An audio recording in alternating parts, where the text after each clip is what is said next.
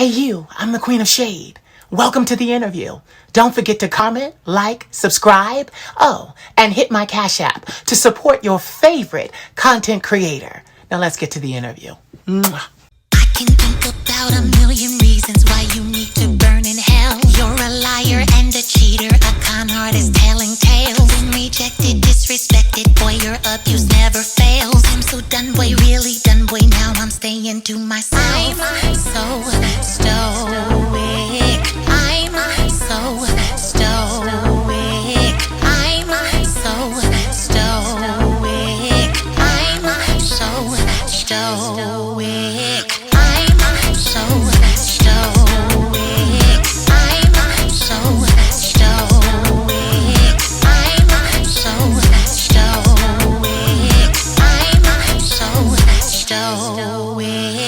Salutations, Dufos. This is your fabulous leader, the Queen of Shade, coming to you with another special presentation, moving full speed ahead, getting to know some amazing, amazing human beings. It has just truly been such an exhilarating experience. Talking to people all over the world has been an experience that I could have never foreseen, but I love so much. And having said that, I have someone else that you need to meet. This human being is a comedian. I first came across her content online, and we're going to talk about it because it was kind of weird how we came into being and how this happened, but we're going to fill you in. We're not going to leave you out. So without further ado, ladies and gentlemen, I would like to introduce to you this outstanding comedian, singer, actor, etc., Ty Smokey. Hey! I'm happy to be here. I thank you. I appreciate you for having me. Listen, That's the first thing. that you're here. Listen, I'm happy to have you here. And the reason why this is so important is because I'm going to tell them how we got here, because I feel like there's a lesson there. So here we go. Story time. So one early morning, I was, surfing the pages that I love to frequent, especially over the weekend. And I think it was about Sunday morning. And what happens is Gay Magazine, shout out to Gay Magazine. They always have really amazing posts. They make you think, they make you comment, they make you feel, and it's an amazing thing. Well, Gay Magazine posted one of Ty Smokey's posts. And in the post, it was her standing there. And she's identified as a member of our community. So if you don't know what community is, Google it.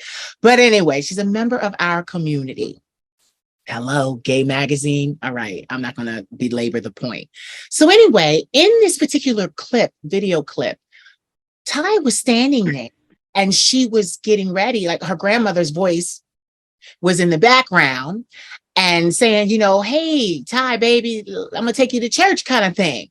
And she's like, all right, Grandma, I'm fine. And she said, well, go put on what I put out for you, laid out for you. Now, Ty, in the video, she has on a baggy white t-shirt. She has on her jeans. She has on her kicks. And she's ready to go as she is. And then the voice says, go put on what I got for you. And when she comes back out, I lied to you not. It was a floor-length dress. And Ty, being an actor, she was able to portray the emotion of not wanting to be in that dress, though her grandmother was like, oh, you look amazing, and now we're ready to go, and this is that and the other. So get this. It didn't trigger me, but it caused me to comment, and I was like, guys, this isn't funny. I was like, this isn't funny. I was like, so many young people, including myself, have been placed in that situation where we want to show up as as ourselves, and that we can kind of take on the world when we're in our own armor. And when somebody puts us in another, a suit that we don't know how to defend or protect in, that's usually when we incur the most damage because we're not in our own armor. So that was a nice way of saying it. But on the page, I was like, listen, this ain't funny. I know too many people that have gone through this. This ain't cute. So people were conflicted. I had some people saying, yeah, Queen, yeah, that's not funny. A lot of us have lived through that. And, I'm like, we need to change this. It needs to be better. And thank God, Ty was reading the comments. So I kind of stopped talking to everybody else, and Ty chimed in. And when I tell you, I immediately wanted to sit down and have a conversation with Ty, with you, because even your way of explaining, like, there was no ego, there was no offense, there was nothing. I could, like, at that moment, I knew you were in the business. I knew, because you really, you just took it with a grain of salt, and you were like, listen, Queen, you were like, listen, I make relatable comedy. And I made this because I knew that it would be relatable. And you told me, you said, listen, that wasn't even my grandmother's voice. It was me impersonating my grandmother. And then you went on to say, my grandmother is a Christian, God-fearing woman, and she loves and fully accepts me for who I am. So now, mind you, we're having this whole conversation in Gay Magazine's comment section. So then I was like, oh, wait a minute. Like, it brought something amazing, and something amazing happened, which is why I was like, oh, we need to talk on my platform. So that's how Ty Smokey got here. So Ty, I want to open up, first of all, and say, like you said, I'm glad that you're here. I'm glad that you were open enough to sit down with me. You may not have been familiar with my content. I'm this social media bitch. I run around. I got a big mouth. I'm opinionated. But I more so try to create content that's uplifting, inspirational. So I'm just so thankful that you agreed to sit down with me so that we could, talk about this, talk about what you do, because we started to have a conversation after that, but I'm going to bring you up to speed as we talk. So Ty, Tell everybody, what was it like to create, because you told me, but what was it like to create that piece of content and then have the internet run with it and get posted by Gay Magazine? Well, it started off like, I don't own any dresses. I threw all my dresses away when I turned 18. And so I went upstairs, I got my little sister's dress, and I put on her shoes, and I was like, okay, this will be funny. And my first thought was I wanted like an older dress, because I started off comedy doing this skit called Grandma Maddie. And I used to wear this dress from like the 70s, running around acting like a grandma. So, that's where the grandma voice come from. Right. So anyway, I was like, nah, I'm just going to take this dress. I just want to hurry up and get this over. Because sometimes I get lazy with skits at times. I really do. So I'm like, I just want to get this over, but I have to. So I do it. Didn't expect it to blow up. So I go back to it. Got 11K. They got 15. They got 20. I'm like, oh, 100K. Okay. Then when I seen it at almost 1 million, I was like, I finally hit 1 million on Instagram by myself. Okay. Because I've done it before with someone else. But I was like, that's cool. You know what I'm saying? I'm real nonchalant. Like, it takes a lot to get emotion out of me. So, once I started to read the comments, it was like 50-50. It was like, okay, I opened up the door for the community. Like, hey, y'all see what, even though this is comedy, this is a real story. Even though it's never happened to me, ever.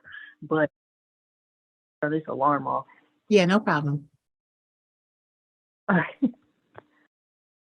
Okay. So, so anyway, it opened up a door, and then it was another side that was like, well, put that dress on, you're a girl. And I'm like, whoa. Well, so it was kind of like it was pros and cons to it. And then in my head, I'm like, maybe I should have worn the dress, the 70s dress. It would have been pure comedy. Because most of the comments with the, oh, put that dress on, you're a woman, you're a female, were coming from men. And it was mostly men that found me attractive. Yeah, because other guys that didn't care and respected it, it was like, I don't see no problem with it. You look good either way. So it's like, yeah. but just so to think, since, to hear it from the horse's mouth. Yeah. I never wanted to be, I don't think I am a man. I am a lesbian. That means I like the same sex. Yeah. So I enjoy being feminine. Like when I do go to church, I would wear like a turtleneck with the women's dress pants like that. Like I like the feminine look because I'm a woman. Like I like that I'm pretty and all of that stuff like that. So I just want to clear that up because you know, folks they like to get in your head and do way too much. But yeah, so that's really where 1 million, over 1 million hits. yeah.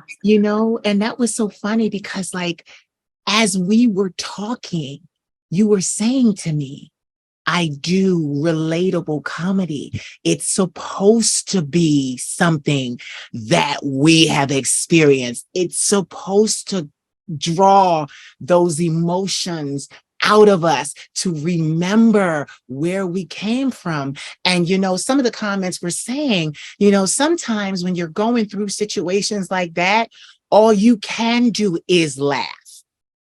I did see the comments like that, and I was like, well, you're right. But I was like, a lot of us didn't laugh, but but now I get it. Like, I get it. Like, because like once you told me I do relatable comedy, I got it.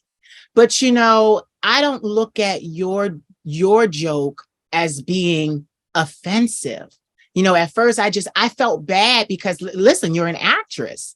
So, and Are the you really whole word is actor. So you're an actor. So what I was going off of was the transference of energy I was getting when you stepped out of that room and had that dress on. I felt for you because that was the energy that you were portraying. That was the character that you were portraying. So you did your job because I felt for the person, the character that you were playing. I was like, oh my God, and because that was my thing. I'm like, okay, it's one thing to have to show up to the house of the Lord and be different.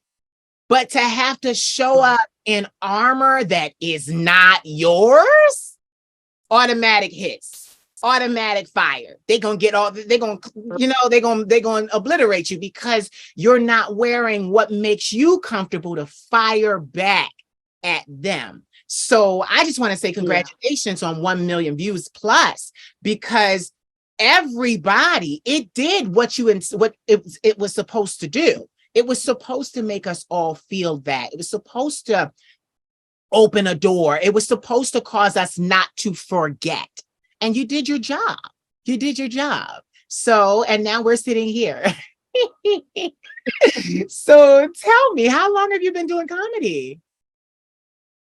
I've always been funny Yeah. since like I've always just been naturally funny. Like sometimes it's annoying because I'm like, bro, I'm so serious, and people just be dying.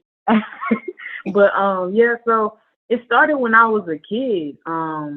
My mom, I always had her cracking up. Me and my mom's my best friend. Like she's the one that actually got me into the industry, believe it or not.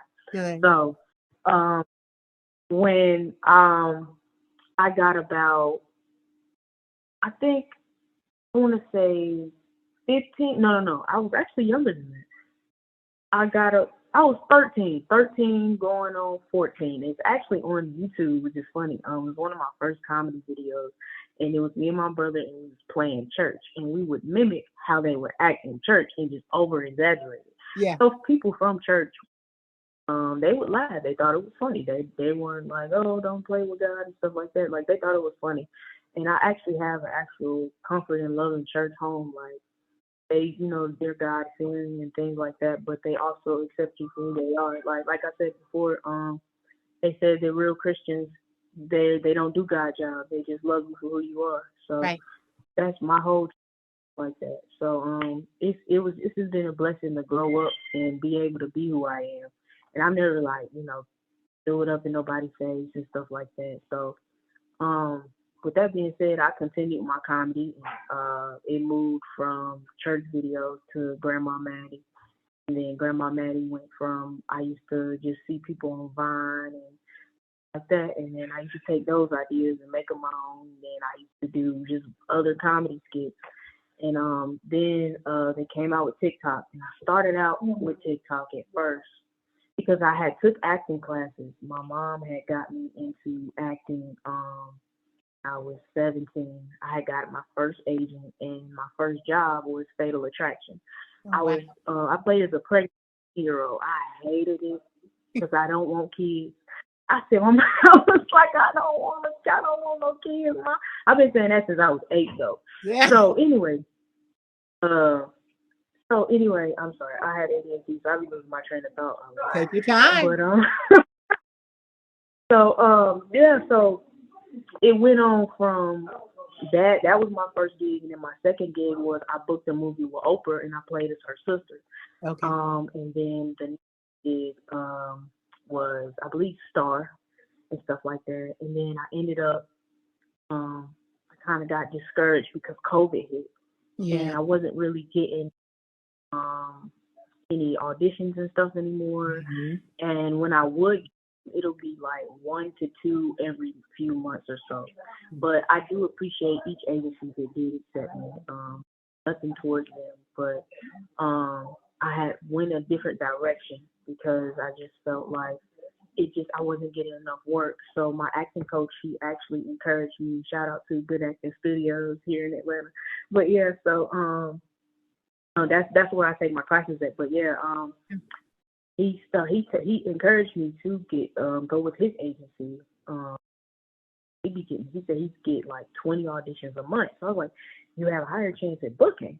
So, I submitted and I wasn't getting anything. So that turned into a year to 2 years to 3 years, and it's going on 4 years. So once that about third year hit, I started to do TikTok comedy. And then my TikTok comedy, I was skating. So the skate world helped put me out on the map too, because it's people that's going on tour with Usher and stuff like now. They'll call me and say, hey, Ty, you want to be in the TV show real quick doing a skate move? And I'll be like, yeah, let me bust something out for you. So I go up there, I do my thing, pop out, and then I go mind my business like I always do. So, because this one thing I'm going to do, mind my business. So anyway, so I go back and they ended up getting my platform. They ended up getting a following. So when I started to see that a lot of people were interested in my skating, I said, okay, I'm not just a skater. I am more than just a skater. Let me put some comedy out. I started to put out some comedy, and then that's when my page started to grow. So here I am today. You know what? And we're so glad that you are. And what I love is that you're serious about your career, because most young actors, I always talk to them, they don't take acting classes. You got to take those acting classes. You got to learn how to play characters. Like, if you're really serious about your craft. And I love the idea that you're really serious about your craft. Now, I have a question for you, and it's an industry question. I've been in the industry 20 years. I started as a fashion model. I lived in Paris for 6 months. And then, but get it, I was 22 then. I'm 40 now. Yes, yes. Yes, I'm 40 years old now, and it's so crazy because I know what you mean, because I'm one of those. I'll get back to what I was saying, but I'm just going where the conversation leads me. But taking acting classes lets people know that you're very serious about that. And the industry question was, do you have your SAG and AFTRA card? Yes. Yeah, see? So that's how you know. I know, because I'm like, you got to have your SAG card. I'm SAG.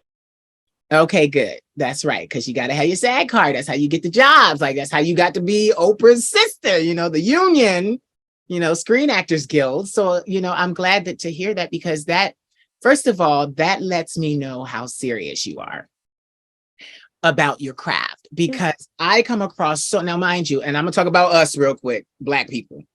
I come across so many talented Black people, young Black men, young Black women, young trans women, young trans men, and they're very talented, but they don't know the steps to take to be taken seriously. And to be taken seriously, you have to take acting classes and you have to get your Screen Actors Guild card or AFTRA. And no, it ain't cheap. You know, that SAG card run you now. I remember when I was young, that SAG card was only $1,500. It's about $4,000 now. Yes, yeah. Well, yeah, I'm not going to ask you how much you paid. I don't, because you look like you was about to say it. I'm not going to ask you how much you paid, but I just want to commend you because, God, you have to take your craft seriously. That's how you know that you're serious. And you know, it's what you said. A lot of people don't know how serious you are about your craft when online. A lot of people don't know that I've been in this business 20 years. I've, worked abroad. I make music. There's so much they don't know. And then they see us on Instagram or TikTok or, some social media platform. And they're just like, oh, well, that person does this. And that's all there is. Yeah. And that's all that there is to it. And then you got to kind of go with it, but then you got to kind of plug yourself. And that's one thing about social media. You can't be modest on social media. You got to tell them, I do this, I do this, I do this, I do this, I do this. Like you have to constantly keep that in front of them. It didn't help that I snatched all my music down off all the streaming sites after I was doing really well in Europe.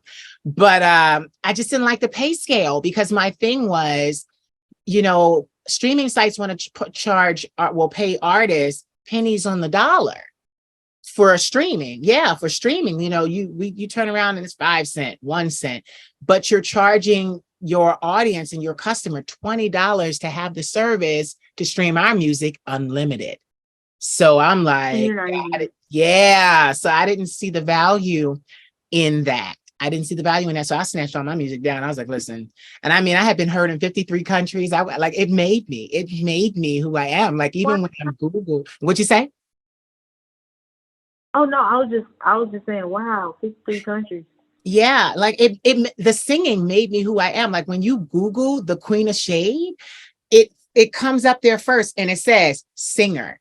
And that makes me really proud because like you said, there's a lot of things that I do. I actually am known for my 60-second inspiration power pack, shady, in your face videos. And when I first started, with a name like the Queen of Shade, everybody, it's a trademark, it's my trademark. Most people think like, oh, she's going to be, nasty. She's going to be mean. She's going to be this. She's going to be that. And my shade grew into something else. I uplift people. I am there. I'm helping people. I will give you the kick in the ass that you need, but it's not necessarily with negative connotations anymore. So have you lived in Atlanta all your life? Yeah, I've actually born and raised here. Oh, nice. Okay. I actually can I piggyback off of what you just said before? Yes, you can. Please do. The whole nasty, mean shade thing. It's crazy that you said that because my whole mind was the complete opposite. When I was telling my mom, I was like, Mom, basically, just want to hear my side of the story. Or like, because when you hear about the community, you hear like, oh, they didn't accept me, or my mom did this, or I got kicked out. And I was like, and I guess just shine light on mine because, I got the positive side. So that's what I told her. And that's crazy. Literally, that's how I and you know what's so crazy? I am so thankful that you did, because that sort of support, see, what people don't understand, I got the negative side. I was kicked out. And the crazy thing about it was, wait till you hear this. You're going to talk about a comedy special. I was kicked out of my family home, but all of my aunts and uncles were gay and lesbian. Mm-hmm. Every last one. So they wanted to transition? They kicked me out because I decided that I wanted to be myself. A lot of them still live under that whole Christianity. God, I'm wrong. God doesn't love me like this. So for me to be so young and embrace exactly who I am was very unnerving for them. I'm kind of like a mirror. People look in me and they see either their strengths or their weaknesses. And it's like, I can't help that. I'm a reflective surface. So, and people get mad when they look at you and it reminds them of their shortcomings. You know, why can't you love yourself? Why can't you be this? Why can't you be that? But get this, I didn't transition. I'm a transillusionist. So it's a cross dresser. It's a cross dresser. So I've always cross dressed. I cross dress. I've been cross dressing since I was 8 years old. So for me, this is my job. I enjoy to do it, but what you say? You are you do so you do makeup too. Tell Yeah. me you do makeup. Yeah, I do the makeup. Okay. Okay. Why'd you say that? That looks good. Like I thought that you know what I'm saying? No disrespect, but I thought that, you know what I'm saying? I thought you were transitioning over. So if you don't mind me asking, what are your pronouns? So get this. When I'm dressed like this, because I asked you before we got on here. So when I'm dressed like this is my, what you say, baby? I'm she, her. Yeah. So get this. I'm two-spirited. Have you ever been around people like that in the community, encountered people like that? I have a feminine spirit and a masculine spirit. Yeah. I'm actually a shaman because of it. It's two-spirited. So I'm actually a spirit guide. That's actually what I do when I'm not on this camera, or even when I'm on this camera. I'm a spirit guide. I deal with spirituality, and I'm able to hear my ancestors, and I'm able to, there's a lot that I do: oracle, shaman, prophet, seer, healer. Like there's a lot that I do. But most people, when I'm dressed, and I tell people, when I'm dressed like this, my pronoun is queen. That's my pronoun. But guess what? When I'm in my boy clothes, my pronoun is queen. You get it? Like it's something I gave to myself. Okay. Yeah, it's something I can get with that. Yeah, I like that. Myself. And it's crazy because when I first started to do music, I did R&B music, and I was like, I want my music where when you sing it, you ain't gotta replace the words. You could just sing. So I never put pronouns in my music. Right. Unless I'm singing about a specific girl, then I'll put the pronoun in there. But if it's just a song, then I don't put pronouns in it. You know what's so funny? When I'm singing my music, it's always like I had to create my own genre because the world had not heard my type of music before. So I had to create. I used to talk to my producers, and shout out to my producer Minnie on the boards, and she used to like her. And I had another producer's name was Robert Wynn. That's who I initially started out with. He used to say to me, like, you're creating your own genre of music, because what I do is I've encountered a lot of pain, a lot of agony in my life, but my way of sharing it is to tell about the pain, tell about what happened, but put it to a very up-tempo, danceable beat. So it's kind of like my music is very poignant when you listen to it. It's actually really crazy things going on, but you're like, damn, this beat, like I can dance to this. I can move to this. I can vogue to this. I can model to this. A lot of my music, a lot of my music is like runway music because I made it while I was walking. When I was thinking, they always say, what do models think about when they're walking? Well, me, I was like, I'm humming melodies to songs that I'm going to create. So that's what I did. Yeah. So I just want to go back to what you said, though.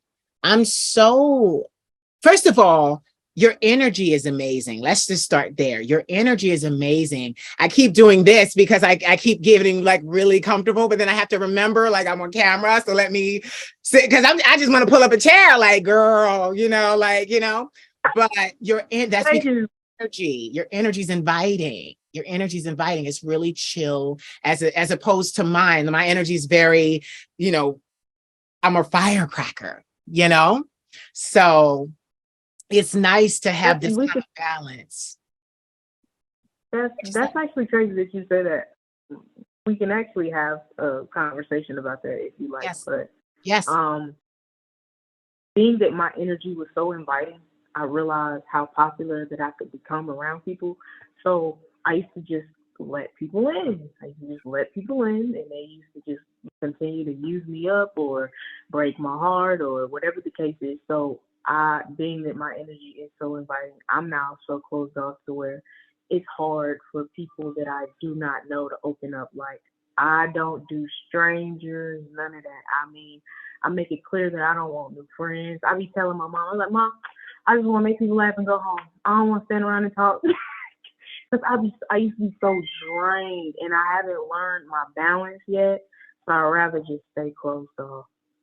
You know So what? that's kind of where. No, go ahead. You said that's kind of what?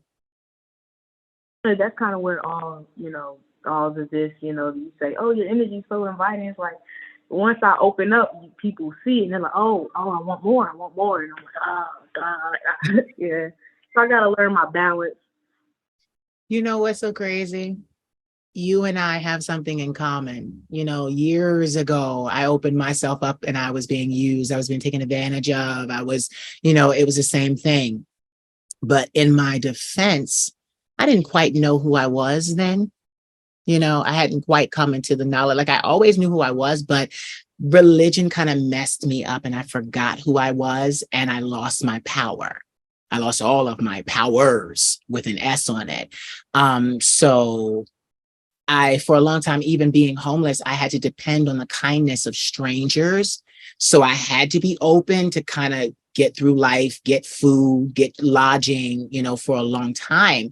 But I haven't been hospitalized because I live with mental illness. So that's bipolar 1, PTSD, and acute anxiety disorder. But I haven't been hospitalized in 18 years. Like, I have a therapist, I take medicine, and yeah, everything now is as it should be. But now it's so funny that you say that, because after those experiences, because as a young entertainer, I was out there, I would rip and run. I'd run to another country. I'd do what I had to do. Paris is still the most beautiful city I've ever seen. And I want to live there. And everything that I've done has been to pick up my brand and take it back to Paris, where that will be my home base. But I can basically do everything that I do over the internet. So I can work from anywhere in the world because it's over the internet. The funny thing is, once I started to realize who I was, who I am, I became really guarded. I became extremely guarded.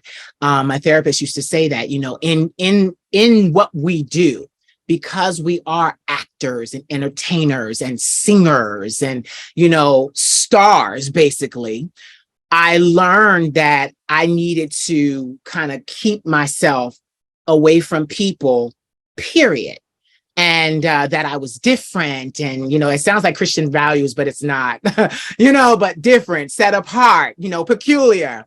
I realized those things, I realized those things. And so now I do everything behind the glass. I don't do public one-on-one in one space. I don't do that, because also, like I said, with all those gifts I have, I'm really big on energy. So I don't want to, I can feel your energy this way. I can still feel you. I still understand you. I still see, because energy is transferable.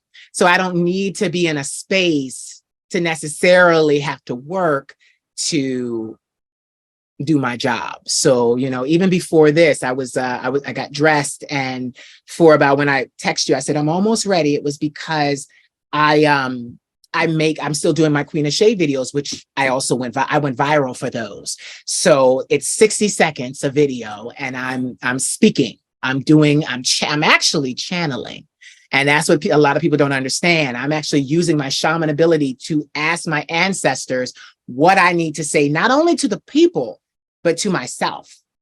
So then those messages come through me, and I'm like, nobody is going to. Today, I can tell you what today's were. Today's were big on self help and self-healing and self-care. That's what I talked about all my videos today.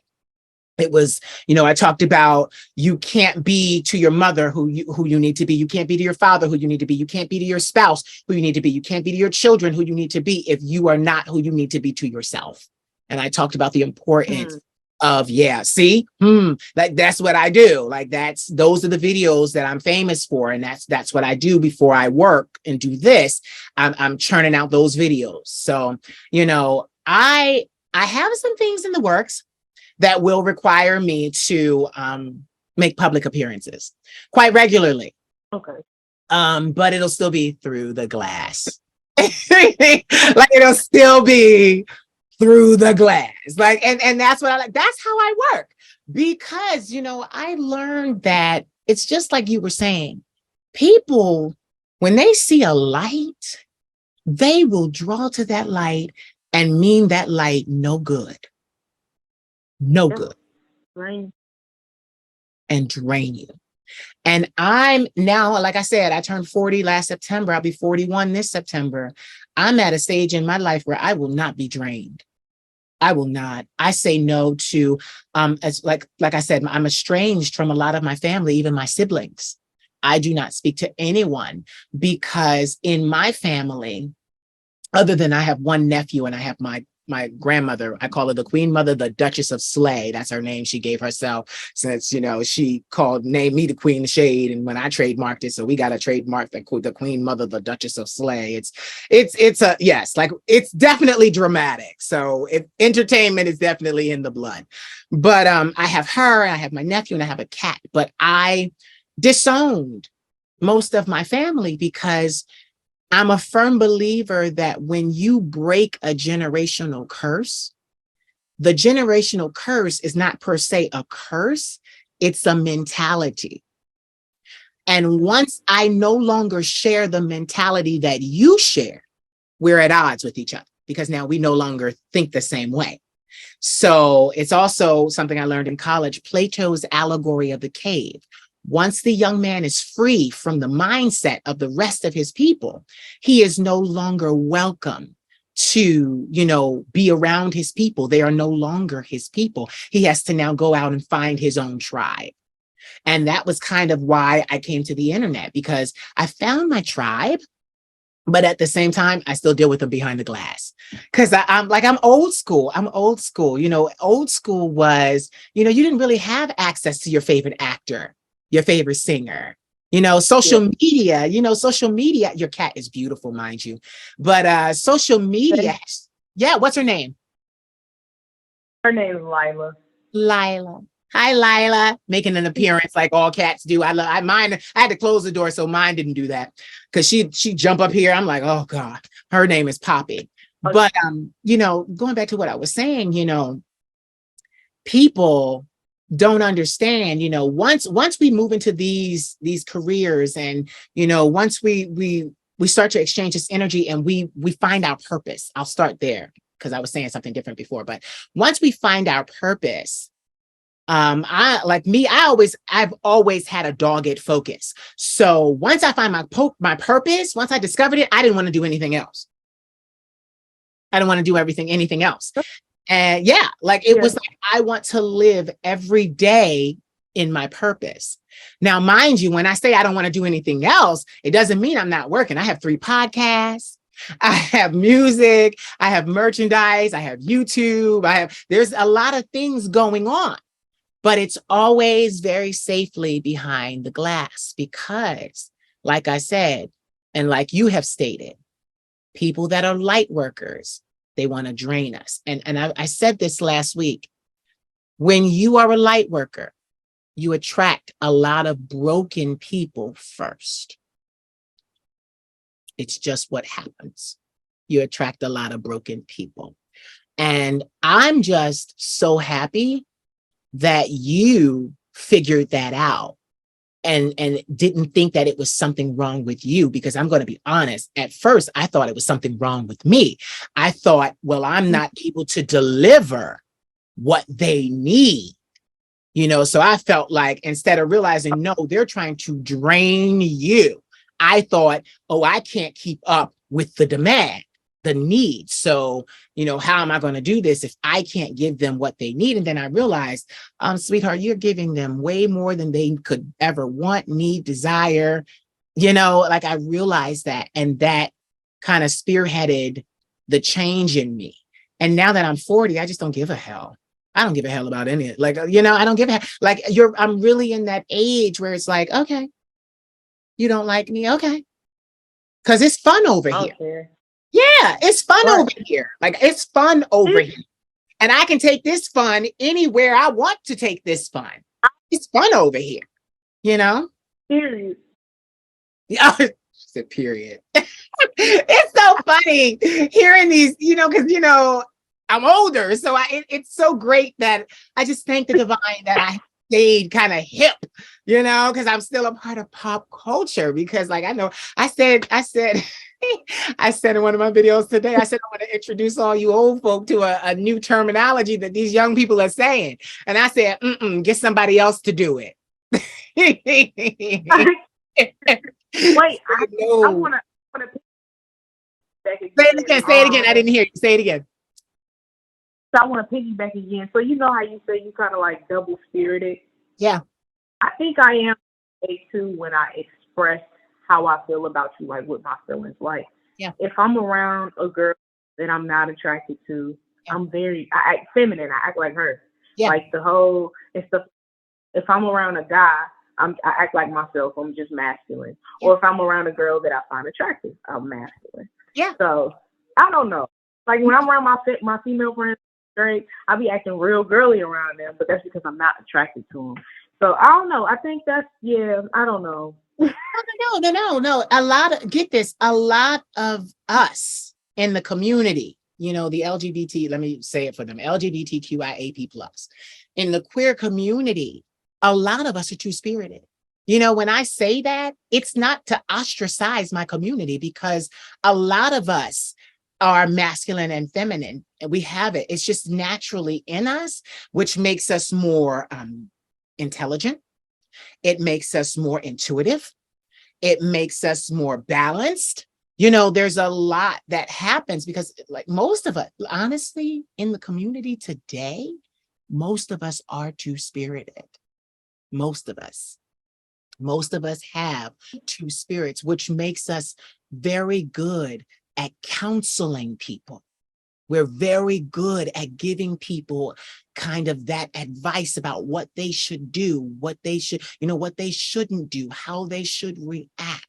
And I find that, just like you said, all of us in the beginning, we get used up because we're not yet aware of our uniqueness, and then once you realize your uniqueness, what's so this is so funny.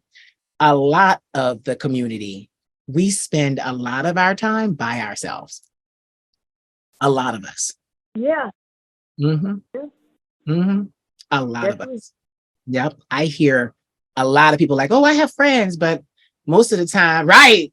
Right.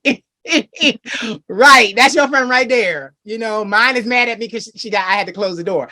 But yes, that's where I spend my time, and it's just, it is what it is. And most people say, oh, she's so guarded, she must have been hurt in her life. No. Look, the answer is yes, I've been hurt in my life, but I healed. And in healing with the 18 years of therapy, how do you maintain your healing? You don't go around all the stuff before that hurt you. You don't hang around and you recognize on sight what's going on before it even gets close to you. So it won't hurt you. Yeah, so it won't hurt you again. And I'm one of them people where it only has to happen to me one time. I learn quick. So it's like, once I learn, okay, honey, this is what happens, it won't happen again. I won't have it happen again. I will make sure that I make the necessary adjustments to make sure it never happens again. Yeah. But yeah, so it's not necessarily, the queen's been hurt, that's why she's behind the glass. The actual answer is no, the queen has healed from her hurt. And that's why she's behind the glass. Because you motherfuckers are still crazy as hell, doing what you always been doing. See, that's what people don't realize too. when you make a change, it doesn't necessarily have to be a psychological, but when you make a change, you're the only one that changed. Everybody else is still the same. So they're going to act the same and they're going to look at you like, why are you acting different? Like, and that's my cue. And I'm like, you know what? You're right. I'm acting different. That's my cue. Let me go. Crazy. I actually put that line in my song. Oh, really? Tell me about this music career. Tell me about this music career. How long you been singing? I started out in church. Everything started in church. I used to sing in church and stuff, and then it turned from that to writing music, writing poems. And then I was like, I know I could turn this into a song. Like, I know I can. So I just kept trying and kept trying. And sometimes I'd walk around the house just freestyling, and it wouldn't make no sense. And my mom would laugh. And when she would laugh, I would laugh because her laugh was contagious. So I got really tough skin. So like my mom, like I tell people all the time, like you can't hurt my feelings. My mom already done did it. So basically so I'll be rapping, and then I'll say something out the way, and she'll be like, "What?" And then she'll start laughing, and I'll be like, "Mom, okay, don't laugh, just make a face. I don't want to know you laughing." So it got to the point where she stopped laughing, and she stopped making faces. And then I was like, I could rap. So that's when I started making songs. My first song was called Welcome to America. And oh, wow. You did a big title. That's a big title. Yeah. It's, you want me to freestyle it real quick? You can, if it's yours. We can't get in trouble if it's yours. Yeah, oh. In mine, yeah, ain't no beat on it. That's why I wrote all this. So, but wait, it's real quick. Hold on, I gotta give you a industry check real quick. Is it copyrighted? No. Then we can't hear it. We can't hear it because listen. I will always be there to assist like that, because like what I realized, you and I are talented. And this was crazy because, I'm a Libra. So my attitude is, okay, yeah, what's your sign? I'm Aries. You said you're Aquarius? Aries. Okay, happy birthday. This your season. But yes, very much so. So get this. What I realized though is the whole world ain't talented. I used to think, like I said, I'm a Libra. So my attitude was, oh, well, everybody can do this. No, everybody can. Yeah, everybody cannot. So I always protect, like because I mentor artists as well. So it's just like, no, if it's not copyrighted, then we don't play it. Because my thing is, you would never think, oh, who would want my lines? The artist that creates it never, ever fathoms for a second that a big star in the music industry would want their line, their song, and it happens over and over again. They hear it and it's like, oh, I need that in one of my songs. Next thing you know, you listening to a new song, and then this is your whole line. And it's like, I literally, my grandmother is my business partner. So what happened was when I needed a name after going viral in like 2016, I needed a name. And she said, you're going to be the Queen of Shade. And I was like, I can't be that. That's a huge name. And she was like, yeah, you're going to be the Queen of Shade, the Queen of Shade. So I trademarked it. I own it. It's mine. But I always felt like nobody was going to take me seriously at first. So that was my thing. Oh, people are not going to take me seriously. No, I'm just, I'm trying to revive my career. And then, but I still went ahead and did what she told me to do. And I'm so grateful that she did, because Nene Leakes, Marvel Comics, and Walt Disney tried to steal my trademark. Oh yeah, I got all the legal papers, so it happened. They were all served their cease and desist letters. But I say that to you because you never think you would create something that somebody would want. And then you find out everybody wants this. Everybody wants this. Oh, yeah. That just hit me. Yeah, it happened. And had I not I was listened, I was gonna say, had I not listened to my grandmother, I'd have been out of luck right now. It'd have been like they'd have took that name. It was crazy because Marvel tried to introduce their first drag queen performer. Her name was Shade. That's how close it was. Her name was Shade. Then her likeness was literally me. I literally had the outfit on. I had fans. I used to use fans back in the day and use fans when I talk. And they had her weapons were fans. And I had on, now this is the thing, you cannot mistake. They tried to lighten her up so that she wasn't a chocolate sister kind of thing. But even the green wig that I was wearing, they had on her. The green wig, like literally my lawyer sent them a picture of me and a picture of their characters side by side. And they were like, oh, we made a mistake. So sorry. Won't be bothering you anymore. Yeah. And my lawyer said to me, he said, you may not have gotten millions of dollars today, but your millions are coming, because he was like, this was Walt Disney, this was Marvel. Their money is so long, you know, they could have buried you in litigation fighting for what is yours for the next 30 years. But they backed off of it. Why? Because I did what I was supposed to do for my brand. See, I had that United States copyright and patent. So it was like, no, you can't do this to me. And it's so crazy because I've watched people, how do they say it? Imitated by many, imitated by some, you know, that's how they say. I've watched people take from me and be inspired and do, you know, because I've been doing this 8 years. I've been before this camera. So it's like, okay, you're inspired by me, but imitation is not the best form of flattery. Yeah, jacking. Say it again.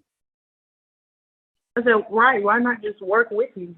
Yeah, oh, get it. Because this is the thing. If they can't beat you, then they join you anyway. That's the art of war. But get this, they couldn't join me because I was saying no to everybody. I was saying no. No, thank you. No, thank you. That was me. I didn't want to align myself with anyone. And then I started doing on my own time collaborations like this. This is collaborating. You know, this is why we both benefit from this. Collaborating. This is what this is for. You know, it had to be on my own terms, what I said it needed to be. Like I'm one of those people, I'm one of those people where here goes my brain. I don't just want to sing. I don't just want to model. I don't just want to act. I want to be so wealthy that I don't have to. I want to be so wealthy that I only sing when I genuinely want to. I only perform when I genuinely want to, when I genuinely feel in my soul, okay, now I'll do a show tonight. I don't want to have to rely on those things for the rest of my life. And what I find is a lot of singers, a lot of actors, even models, they don't own the products that they're promoting. They don't own the music that they're singing because, you know, you get with the label owns whatever you create for them. You know, modeling, you sign over your likeness to this campaign, to that campaign. So I've had to learn how to do this. And I've spent the last 18, 20 years, actually, 20 years learning the business behind the scenes. Because people be like, oh, well, I don't know you. And I'm like, yeah, you're right. But I know you. I know you. You may not know who I am, which is good because I needed to be able to study under the radar. If they had known what I was doing, they'd have never left me in peace. To be able to study and show myself approved and, you know, be able to navigate this business. Now I play hardball. I play hardball because now I'm in a position where I don't need them. They need me. And that's hard to do, to create something that is so virally necessary that they have to come to you. And then you start to be like, oh, well, I need this, I need this, I need that, I need this.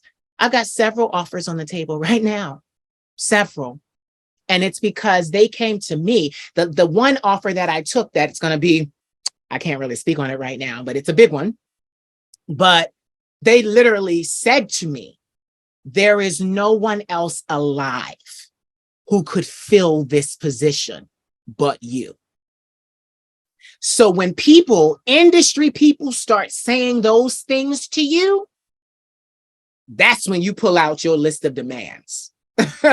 That's when you're like, oh, well, is this independent television? Because I'm not signing away my likeness because I got a whole brand that I done built that y'all can't have access to. So it behooves us to, and I digress, but I went that way because, you never want to just share your artistry. I don't care who it's for. I don't care if it's for Mariah Carey. If it ain't copyrighted, don't share it because people steal. I just know, people steal. So tell me, do you work much in Atlanta?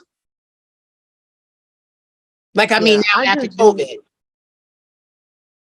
Like, oh, well, yeah, I had started working at Dunkin' Donuts, but then I stopped working there, and I had got a car around when COVID started to stop and go away and stuff started picking back up. I had got a car. I was like 22, and then I started to just do Uber Eats full time in hopes of getting a new agent and doing that because like I've always quit my job once I got an agent. Yeah. Once I got an agent, I just quit my. That's it, Mom. I'm saying. Yeah, but yeah. So I mean, that's really all that I've done. I mean, I've worked at Chick-fil-A before and stuff like that. Like I've had 9 to 5, but currently, as of now, all my focus is on Instagram and TikTok. Like I had a whole mental breakdown this morning because they suspended me out of my account again. So I was like, Mom, I just hit 11,000. I'm breaking down. She's like, come here. She said, just don't get back on it. Don't try to log back on it for the whole weekend. Just give it a break and try Monday. I done prayed about it every Yes. like I dedicated to this comedy, but yeah, so and that's what I've been doing. So I go out, I do Instacart. Instacart, you can make a good amount of money with Instacart, and then I make my skit for the day and I post it. But I've been taking a break on social media right now because of my Instagram's down. They're changing a lot of the ways that they're doing things. But what I want to say to you is always come back. Because this is, let me tell you something. You have something that most artists don't have. And that is proven content. You know what your content can do. You've seen it do the numbers. You've seen it grab the audiences, grab the masses. So as long as you save, because I'm the same way, I save everything I've ever done. I got the first video I ever made all the way up till 8 years now. I got the videos from today. I save everything. I got backup terabyte drives.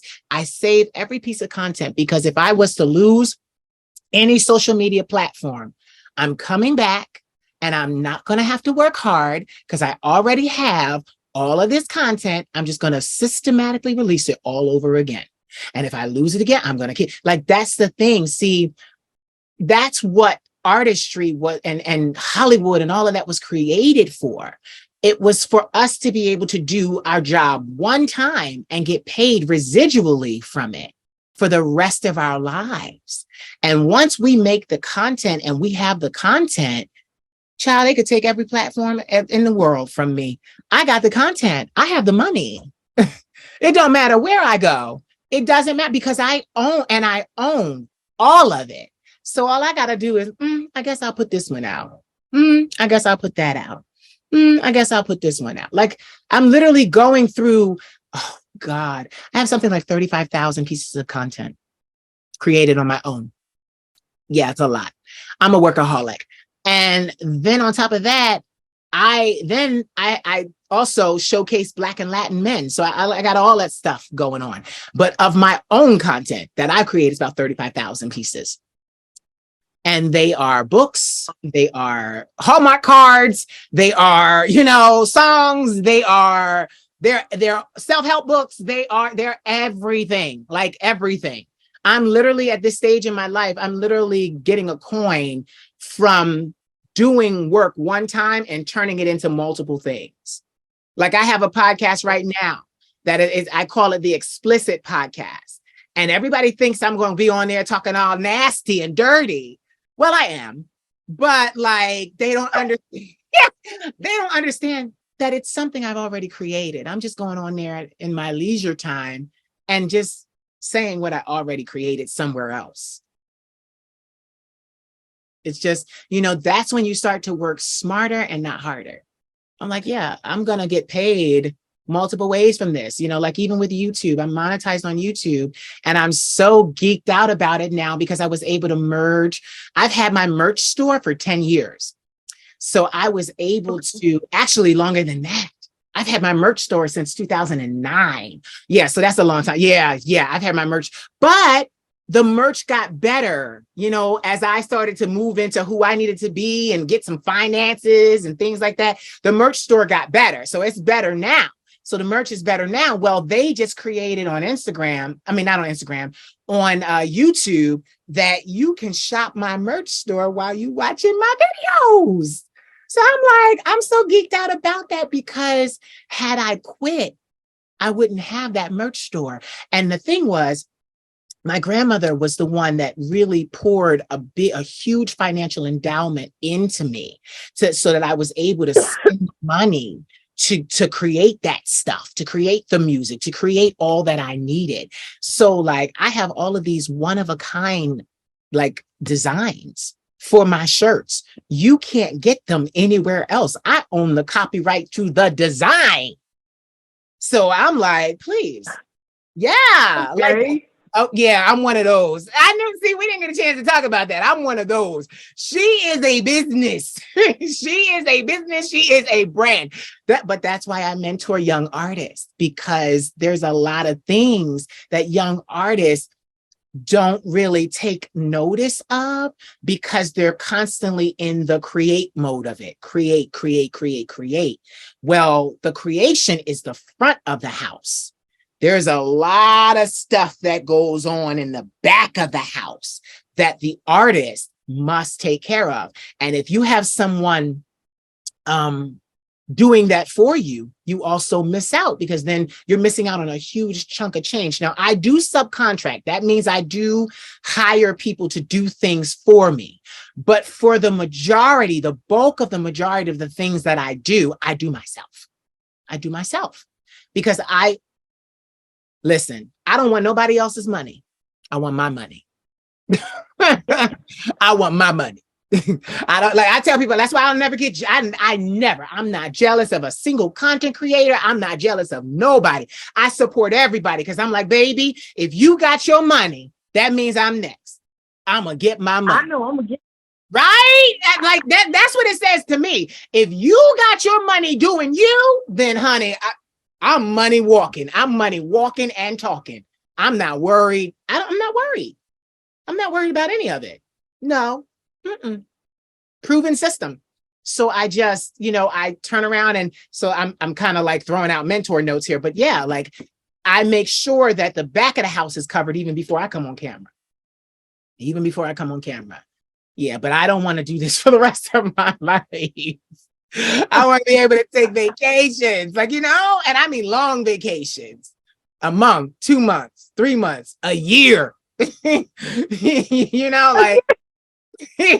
a year. Leave me alone, because I've been working for 20 years, and 20 years. In 20 years, I wasn't earning money for the first, oh my God, I want to say the first 10 years, I was not earning a dime. So, once I figured out that my content was the money, things changed. So tell me, do you have a, like you said, because you pretty much, you said, I'm a loner, I'm focused on my craft, I work my job, but I'm focused on my craft. What do you do for recreation? Like, how do you take your mind off of things? What do you do for fun? Ah, why are you looking at me like that? Okay. I was gonna tell you, but you said, what do you do for fun? So, well, I play 2K, like video game. Yeah. I skate. Yeah. I also, skating is really something like really my therapy. I actually got a teacher to teach me how to skate. It's called this one style called New York, New Jersey. It's like partner skating and stuff like that. Yeah. But overall, I also smoke weed. So yeah, I actually smoked before we got on here a little bit, and I was like, oh, let me just lay down real quick before we get on the interview. I said, I don't want to be too high where I can't talk. We'll get this. I don't partake, but most of my babies do. Most of my babies do. But you know what I find for the creative mind? It calms the nerves. Yeah, for the creative mind, it calms the nerves. Yeah. My nephew, at a certain time at night, I have to start cooking because then he wants to eat everything in the house. But yeah, for the most part, it calms the artist's nerves. Yeah. Yeah. Probably years ago, I never got into it. But when I realized how to be in control of myself, because for many years I wasn't. Once I learned how to be in control of myself, I never wanted to let that go. I see, my thing is, I don't desire to control anybody else. Nobody. Because I don't want the responsibility. I don't want the responsibility. I'm responsible for you, whether you pass or fail, if I'm controlling you. No. I want to be able to control me. I'm responsible for me. That's who I want to be responsible for. And I'm responsible for my grandmother. Of course, naturally, she's my silent partner. And I'm responsible for my nephew, but my nephew does a lot on his own. But I'm definitely responsible for my cat, child. Ooh. Yeah, I'm responsible. Yeah, she's a mess. She's a mess. When I say I adopted her, she came to me. She was 3 years old. She's 4 now. It took me so long to get her to trust me because she had just been so abused. Mm-hmm. But now that she trusts me, she's too much. She's too much. She's crazy. Absolutely crazy. I've had crazy. I've had Lila since like this big. Oh, yeah. Yeah. She's 2 now. Birthday, it was February 8th. It just passed, and okay. She just turned 2 years. So I'm over here singing her happy birthday stuff. Like, she acts just like me. I tell people, I personally feel like cats are spiritual animals, and that's the reason why a lot of people don't like cats, because they haven't aligned. Yeah. I feel like that's literally it, because I'm like, I've never had a bad encounter with a cat.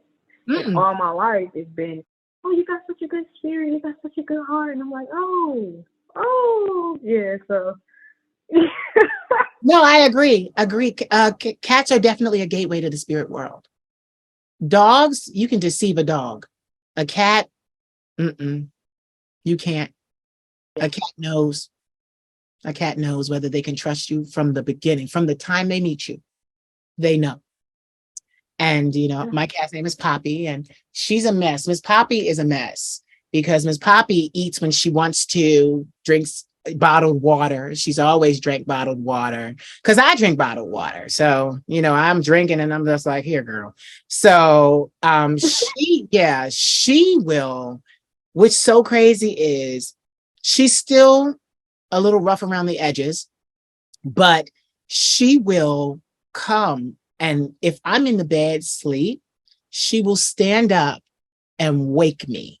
She will stand up. She's a big cat too. She will stand up and put her paw on me and wake me. And I'm like, what do you want? And she won't want anything. So then, it's 5 o'clock in the morning. I work all the goddamn time. I'm like, cat. So then she runs because she know I'm not playing with her. I'm like, girl, do you know I got to be up in 3 hours? Like, stop playing with me. Like, But no, she will come and sit by my feet, and she has this aversion to hands and feet. But she'll, like, my grandmother laughs at us because I'm the type of person where I will work with her. I will work with her through whatever mood she's in. I will work with her to work out of it. I mean, I had therapy, so I give my cat therapy. It's like, I will work with you. Whatever you're feeling, I will work with you. So my grandmother laughs because she will do something and run around the house, and my grandmother will hear me screaming because my cat likes to attack my feet from behind and run. So what she does, yeah, but if I face her, she'll run, like, and won't attack. So what I'll do is I'll be doing something and she'll go to grab my feet, and I'll have something in my hands, like a cup or something I handed my grandmother. So what my cat know I'm crazy like her, because what I'll do is she'll attack my feet and take off running. I'll put down whatever I have and I will tear ass after her, chase her and pick her up. Like, what's your problem?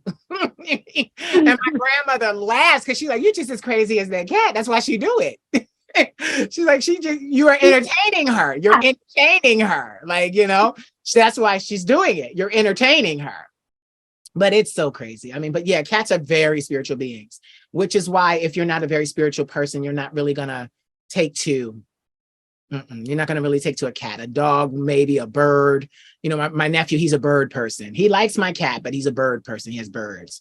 But yeah, like, cats are definitely very, very spiritual. I've been talking. Listen, I told you, it's your energy. It's your energy. Your energy is good. Your energy is good. What you say? And I'm just listening. See? And I'm just sitting here just listening. So listen, tell me so you're in Atlanta, you've acted in Atlanta, you've worked in Atlanta. Where are some of the other markets that you want to act? Like, other places you would go if you had the opportunity to act? Like, would you go to Hollywood? That was the first thing I was about to say. I was like, yeah, I'm gonna go to Hollywood. I hear they're very strict out there, but come on, bring it, because I'm ready. Yeah. My thing is, you know what? I learned this all the way in France. If you look like you belong, if you sound like you belong, if you act like you belong, no one's going to question you because they're thinking you belong. It's just that simple. If you have the confidence, the courtesy, and you're there and you move like you're supposed to out there, nobody will question you. Did she copyright that? Well, we did say it on here, so I've said it in other videos. So trust me, my videos are all because I wrote them. That's part of you got to write every single one. I've just gotten really good at writing really fast. But yeah, no. But I learned that even in Paris, I looked like I belonged, act like I belonged, moved like I belonged. So nobody questioned me. And I met a lot of amazing people, saw a lot of amazing shows backstage, met amazing designers, and nobody even questioned that I was a little brown boy from Philadelphia, Pennsylvania, or how I got there or what I was doing there. Nobody cared. Nobody cared because I didn't care. Yeah, it was just that simple. So definitely, I would definitely say when you're ready, give Hollywood a shot. So with your music, you were telling me about your music, and you said when you first started, it was R&B. What's your genre now? I'm sorry, I meant to say rap. It's R&B now, but it's okay. Because at first, I didn't know how to make a song when it came to singing. I felt like it was so much more difficult. Okay. But once I figured it out, like, it's over with. But everybody. Listen, I like that confidence. Go ahead. Oh no, I was just saying, once I figured it out, that's when I started to do R&B. Yeah. And what I was saying was I like that confidence. But of course you're going to have that confidence. You're an Aries. Do you know what other sign complements an Aries really well? Do you have any idea? A Libra. Why did I? I didn't expect you to say that, but Yeah, that's so cliche. yeah, yeah. A Libra. We fight I fire did for not. air. We like fire needs that air to breathe, honey. You take the air away, No, seriously. yeah, make it bigger, bigger, and bigger. Yeah, I get along very well with Aries because we pretty much we shoot fast. We're very calculated. We know what we want. We go after it, and we seldom miss. We very seldom miss our targets. So yeah, Aries is a great sign. I have had too much fun. I have had so much fun.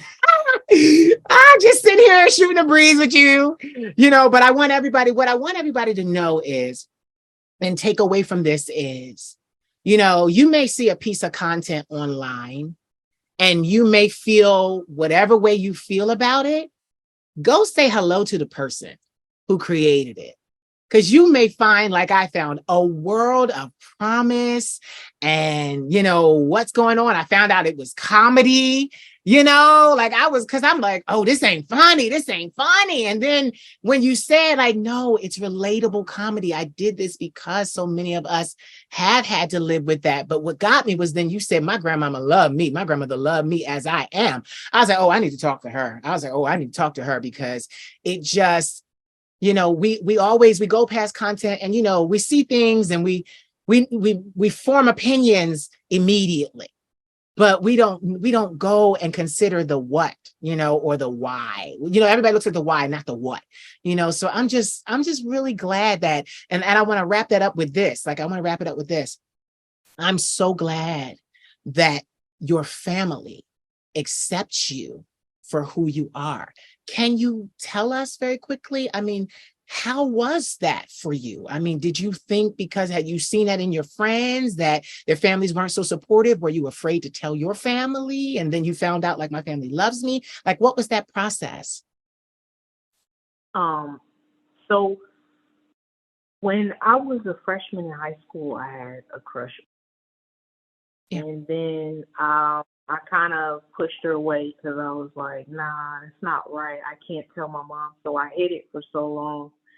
And once I was a junior in high school, she kind of, like I told you, my mom's my best friend, so she don't miss a beat with me. She could just tell by my body language and the different ways that I would do, and she just kind of knew. And she finally came to me and she was like, she cried a little bit because I lied to her. She was hurt because I don't lie to my mom. She's Right. more so hurt that I lied to her. Cried a little bit, and then once I got older, and then I had ended up getting a girlfriend again. I was like, Mom, I'm gay. She was like, I know, I'm just waiting on you to date somebody else. And that's literally like, she be sending me stuff like, oh, y'all should go see this movie. Now, my mom is a heterosexual woman, has never like raised from old, you know what I'm saying? Has never had any interest in a woman. She's been married to this man upstairs with the bald head for 15 years. So, yeah. So yeah, so you know what I'm saying. So she accepts me, but sometimes she'll send me stuff like, hey, take her out on a date. She gives me relationship advice all the time. If a girl seems shady or something like that, I'd be like, Mom, you doing this, that, and the third, da, da, da. She'd be like, Tyvonna, you don't need to do this, that, and the third. Or she'd be like, no, don't do her. Like my mom, she gonna let me know when I'm wrong. She gonna let me know when I'm right. So I mean, it was a relief when she told me, like, I know, I was just waiting on you to date somebody. So I was like, wow. But it's not like my entire life. You know what I'm saying? Like, it's just when it's time to date, I'm attracted to women. So that's, so. No, but I love what you said, and I love how you kept it very industry there, because you're like, it's not my entire life. There's more to me. Like, I like how you did that. But it's true. There's more to each and every one of us. There's more to it. Like, there's so much more to me than just sitting here being pretty and wearing Fashion Nova, and like it's there's more. Like, and I enjoy. But you know what I've learned to do at 40? I've learned to enjoy every single aspect of who I am. Every aspect. No one aspect of me is greater than any other aspect. We're all in perfect harmony and alignment, balance. It is what it is. Yeah. And it's so crazy because It's people are crazy. like, yeah, go ahead. It's crazy that you said that because with me saying it's not my entire life, because the world, they look at us like, oh, she probably got a rainbow in a room and stuff. Like, I've never been to I've never been to any type of gay party or Now, all why? my Why? friends are Why not? just mentally. That's not in my head. I don't leave the house for real. So it's, you know what I'm saying. I've never cried before. I've never done any of that kind of stuff. I don't even have any gay friends. I mean, I have two now, and then one, I've been friends with him since middle school. So Okay. he's not even a friend. This is like Yeah. a brother. So Yeah. that's, I ain't count him, but I love them to death. They're like my sisters. But it's just like heterosexual people are more attracted to me than you know, our community. And it's like I welcome everybody. Yeah. Bringing back the whole, this is my whole life, and then you had brought up what I meant when you were like, exactly, like I'm more than just this. I look when we get on this this interview or whatever, and I'm talking to you, and even with you saying that you didn't transition, it threw me off because you look, but you gave such this natural, feminine, nurturing spirit. Like, I look at you as a pure woman. Like, I'm just, you know what I'm saying? Like, thank you. But that's my energy. So that's why I was like, every time I say something, you basically say what I done said or what I'm about to say. So well, that's good though, because you try energy by energy. So like, okay, this person's got good energy. But I listen, looking like this took some time. Looking like this took some time, child. You gotta see when I first started, child. You gotta see when I first started. I used to wear my grandmother's church hats and sunglasses and crazy lipstick. And then it was crazy. Listen. She wasn't always this polished, but that's what happens. But you know what? That's what happens when you embrace you more. Like I said, I've been cross-dressing since I was 8 years old. My whole family knew, but it was something that I had to hide, and then it almost ruined my career because then I go to Paris at 22 and they're like, we want you, my body type is very effeminate. So they were like, we want you to model for the women's shows, wear the women's clothing. And because at that time I was still indoctrinated and in the church, I'm like, no, my family won't approve. And this is that. I'm ruining my career in France. They're like, what are you talking about? Like, you got to do this. This is what your body is. We don't care about whether or not you're gay, this, that, and the other. We care that this body type fits these clothes. It was just that simple to them, but it was everything to me. And then what happens years later? Now I'm doing it. Now I'm in it. And my career skyrocketed the moment I became comfortable like this. And a lot of people think, oh, when are you transition? You transition. It doesn't offend me when people say that to me or ask me. It doesn't. My trans girls, shout out to a lot of my trans girls. One queen that I bow down to and I love the most is T.S. Madison. She right there in Atlanta with you. So, like my thing is, listen, I love me some T.S. Madison and she's funny too. So I said that because the comedic kindred spirit there, but yeah, she's funny too. But so I have nothing negative to say about trans women or being likened to a trans woman, because that is, to me, that's for me. Okay, here we go. For me, beauty is beauty. That's why I tell people, if you see me dressed like this, she is the appropriate pronoun. When you see me dressed as a boy, he is the appropriate pronoun. But I like to go both ways. So I will go, just call me queen. I don't care if I'm in a pair of dungarees. I don't care if I'm in biker shorts. Call me queen. Call me queen. And I've had no problems. Everybody does it. Everybody does it because that's what I ask. It's not so much. And pronouns are important. We need to understand that. Like, people need to be identified the way they want to be identified. And they have a right to be. I watch, and some people say, a lot of the straight community, I don't understand. There's only two genomes and, only two genders. And no, baby, there are more. There are more, and we need to allow people to express themselves, because it's what people need to understand is pronouns are for that person so that they feel better about themselves. It's not really for the other person. It's not really for the other person. It's that they identify with this particular pronoun. It's for them. So why can't we all honor them by honoring their pronoun? And my thing is, don't tell me don't tell me you're rigid and don't want to learn a new trick, because we learn new things every day. A lot of people, I have trouble with this. Why do you have trouble with this? Oh, because you're not really a spiritual creature and you're going off of what society says. See, if you turn around and if you that's why I love doing this. I do this, but I also do a podcast version, because if you hear me and you don't see me, you're naturally assuming that's a girl. That's right. Yeah, that's a girl. And guess what? More power to you. More power. It doesn't bother me, but I do know a lot of people that their pronoun, being misgendered, it really does bother them. And we need to be empathetic of that. What I definitely am going to say before we go, though, is you need to get to some gay functions, honey. You need to get to some gay functions. You need to get out there, because get this. You've got a lot of counterparts, lesbians, gays, and transgender, that are in the industry. And knowing them, they could be like, girl, my agent was this, that, and the other. They didn't care. And that's a networking.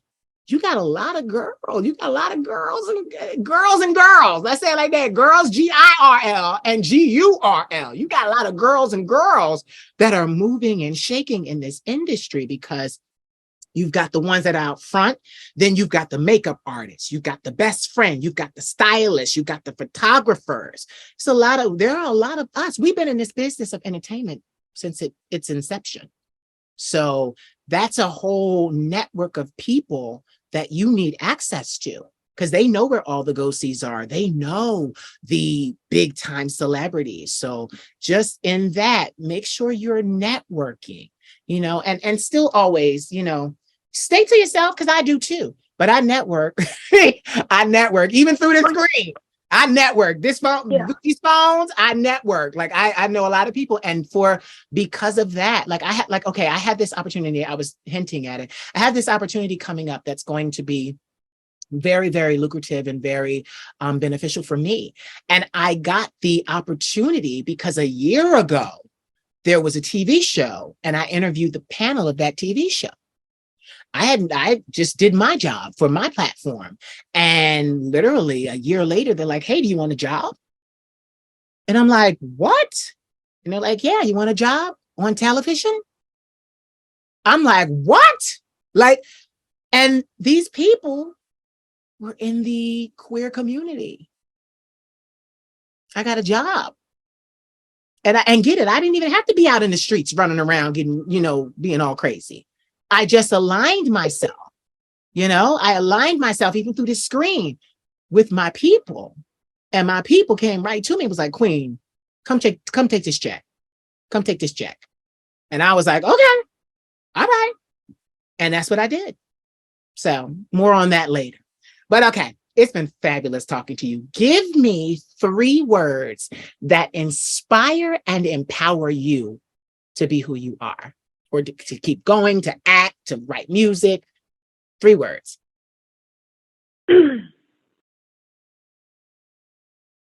Patience.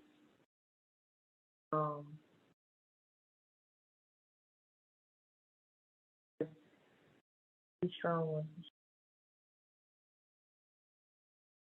Courage.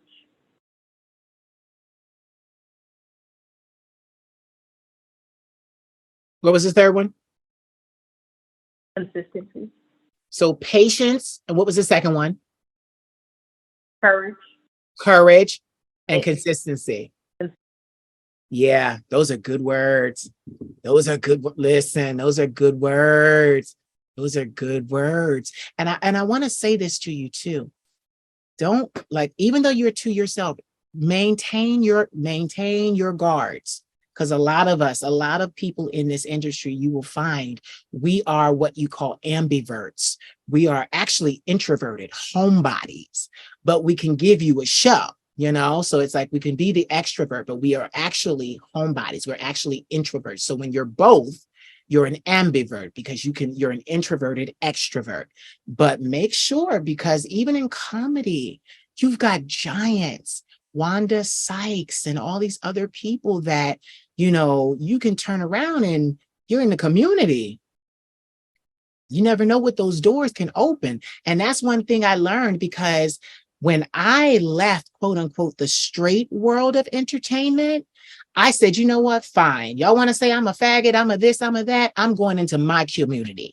I said, and I'm not leaving my community. I'm going to stay on the inside of my community, because we already are your screenwriters. We're your songwriters. We're your best friends. We're your stylists. We're your makeup artists. We're your hairdressers. So I'm going to stay in the community. And that's what I did.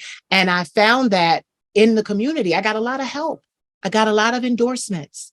I went, my first viral sensation moment, someone in the community shared me.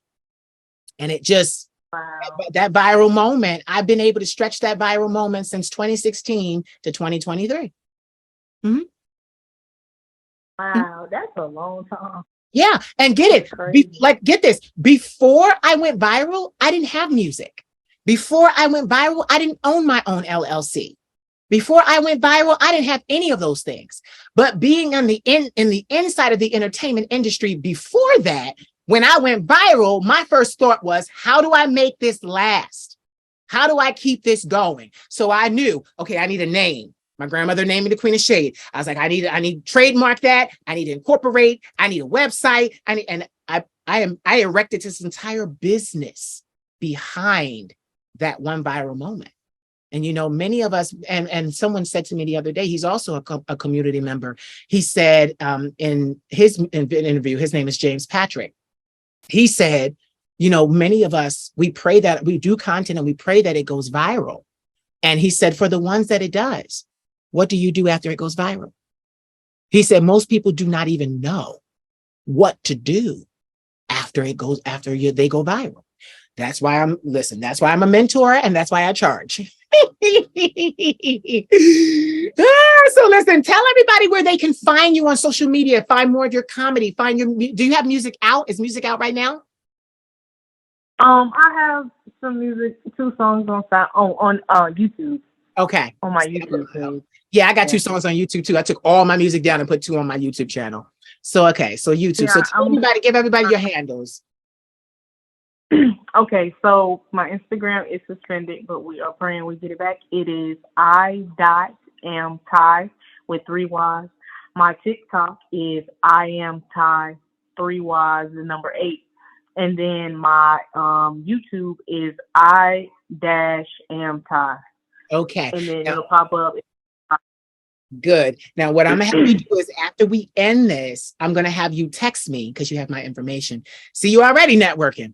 Text me, and it's just text me all the links so I can put them underneath the video. Oh. Thank you so much today. You were really chill. I don't know if it was the weed, but you. This is me comfortable with you. Yeah, Yeah, you definitely. And that's the thing. You have a very open spirit, and I'm glad that you recognize that not everybody deserves access to that. That's important. I'm glad that you realize that, because it took me a long time, a lot of heartache, a lot of heartache, all of that, to realize that not everybody deserves access to our energy, to our godliness, to our deity, to the deity that lives inside of each and every one of us. So I'm glad that you recognize that. And I'm glad that, you should see even the mentees that I mentor. I'm like, I have to pull teeth with them to get them to focus, stay inside, work on their craft, do this, do that. And you're like, no, I stay inside. I work on my stuff. I'm getting to the next level. And I want to commend you for that, because a lot of people, they think it's going to happen overnight, and it doesn't. Like I said, I've been in the entertainment industry for 20 years. I went viral 8 years ago. So look at all them other years I was trying and getting nowhere. What if I had to stop that year 2? What if I had to say, oh, this isn't for me? But the truth of the matter is, I wanted to do this. I wanted this so bad that I dedicated my life to it. I wanted it so bad. It was for me. It wasn't for my family. It wasn't for my friends. It was for me. I wanted this. I wanted to do this. So I just committed to it. And some years I had setbacks, and some years I got ahead, and some years I went up, and some years I went down, but it's going up, up, up, up, up, up, up from here. And now look at you. You now have the personal cell phone number of the Queen of Shade. Now you have the Queen of Shade. Wait, you have the Queen of Shade's information that most people don't have. They can't even get in touch with this bitch. They like, we can't get her in. No, because when you sent the number, I was like, what I do? That's the first thing. And it's crazy that you say that, because it may just be my spirit. My acting coach, his name is Michael Mario Good. He actually knows Tyler Perry personally. He works with him, stuff like that. He actually had a workshop sometime last year in November with Michael Jackson's choreographer, the one that came up with the Thriller dance and everything. So we were all there and stuff, and he was teaching us to dance. I couldn't get it together for nothing. But you know what? I was there. I was doing it. So we were doing it, and then he was like, okay, we're going to go to the acting part. And I was like, oh, okay, that's me. That's where I'm at. So we go to the acting part, and we come back, and, we got to talk to Travis. We got to talk to Travis and stuff like that. And he was telling me, he was like, I just love your spirit, this, that, and the third. He was like, here, take my number. And I'm like, Michael Jackson, Corey. So I still have his number. So, guess what? Yeah, I never take. Guess what? When you have triumphs like this video that went to over 1 million views, you make sure you send it to him and tell him, hey, I just got 1 million views on this, so that they can see stuff like that. Most people, they get the number and they don't know what to do. You send your triumphs. When you have a small victory, you share that victory with him. Hey, we just hit 1 million views on this video. It's, you remind them where they know you from. I know you, so I ain't even mad at it. So you won't have to be like, hey, this is Ty. We didn't know. You don't have to do that with me. I pride myself on knowing every spirit that come near me, every spirit that I encounter, I remember. So by face and by name. So yeah. But that's the point. Like, you turn around and it's just like this. I've been doing this for so long, and now you got my number. I brought you into it. Like that's what I'm talking about. We do that for each other. And look at us. We are in the community. We are in the community looking out for each other. That's how we get ahead. Because let's face it, these straight people, they trying to wage a war. They're trying to wage a war against us right now. It's crazy out in the streets, but we got to stick together. Oh, hear mine. Say it again. Okay, we over here minding our business. Right. We over here not hurting nobody. Right. Yeah. No. But yeah, thank you so much. Don't go away. Ladies and gentlemen, you have heard the vocal stylings of comedian, singer, writer extraordinaire, Atlanta-based actor, Ty Smokey. Don't go anywhere. Say goodbye, but don't go anywhere. I'm mad you did the silent wave. Say goodbye so they can hear you. Bye. Thank you. So did you enjoy? I hope you did. Please like, comment, subscribe, share, and don't forget to cash at me at the Queen of Shade. I am your favorite content creator, right? Right. You want to see more of this content, right? Right. Cash at me. I love you. Mwah. Salutations, it's the Queen of Shade here. I need a huge favor from you. I need you right now to follow me on Instagram and on TikTok. My Instagram is I am the Queen of Shade, and my TikTok is I am the Queen of Shade. And I also need you to subscribe right now to my YouTube channel, which is the Queen of Shade. Now, I know that I always say that, but maybe you guys don't hear me. I need you guys to show up for me in full force the way that I show up for you. Please subscribe to my YouTube channel. Please follow me on Instagram at I Am the Queen of Shade. Please follow me at TikTok at I Am the Queen of Shade, because I need you guys. I want to get my numbers up. Numbers aren't everything. I have a lot of people watching that aren't saying anything. But it's time for you to declare yourself to me. You love me. Declare yourself to me. You love me. Declare yourself to me. Thank you in advance, and I love you all. Mwah. Turn that TV down.